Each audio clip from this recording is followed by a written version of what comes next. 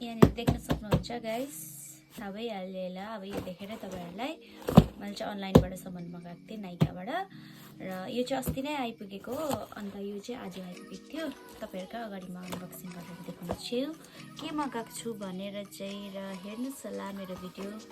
यो चाहिँ मैले अस्ति नै खोलेर हेरेको थिएँ, किनभने बिग्रेको छ भने चाहिँ म यसलाई रिटर्न गरिदिन्छु भनेर चाहिँ मैले यो अस्ति खोलेर हेरेको। र पनि अब यतिकै राखेर म तपाईँहरूलाई पनि देखाउँछु भनेर चाहिँ यहाँ मैले बक्समै राखेको छु। र फर्स्टमा चाहिँ म तपाईँहरूलाई यही नै देखाउँछु ल। यो सामान चाहिँ मैले यही नाइकाबाट मगाएको हो। अस्ति पिङ्क सेल अफर लाग्दाखेरि मगाएको थिएँ। अन्त अब अफर लाग्दाखेरि बिग्रेकै सामान आयो कि भनेर चाहिँ मलाई डर लाग्यो कि, अन्त हेरेर चाहिँ मैले चेक गरेँ, राम्रै रहेछ। अन्त त्यही भएर भन्नु सक्दिनँ।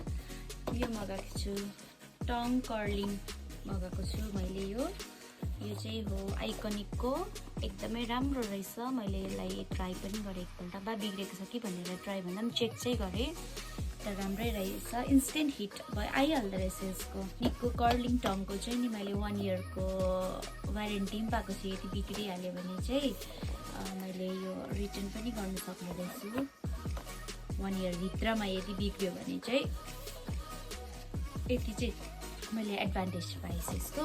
अन्त यो सँगै मैले चाहिँ यो चाहिँ 1 अफर पाएको थिएँ।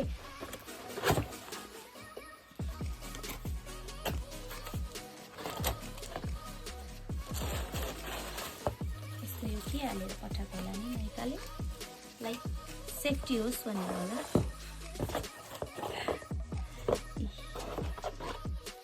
यो चाहिँ हो मेरो के होला, यो चाहिँ हो मेरो स्ट्रिप्सको क्यान्भो केराटिन स्याम्पू एन्ड कन्डिसनर। यो चाहिँ ड्राई हेयरको लागि एकदमै बेस्ट छ। मेरो चाहिँ एकदमै ड्राई छ, किनभने म चाहिँ पुरा स्ट्रेटनरहरू युज गरिबस्छु नि त, त्यसले गर्दाखेरि चाहिँ पुरा हेयर ड्राई भएको छ।